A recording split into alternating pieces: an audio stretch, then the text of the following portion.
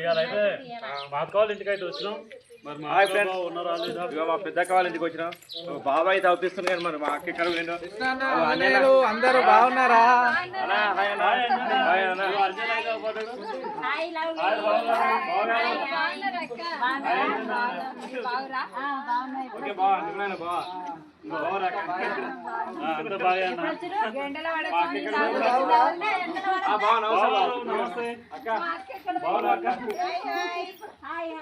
కాదు అడవుడు బాగానే ఉంది కదా, దావత్ బాగానే ఉంది మా పెద్దక్కేది మరి అసలు అక్క ఉన్నావా అక్క? అయ్యా ఏందాక ఏం చేస్తున్నావు అక్క? తమ్ముళ్ళు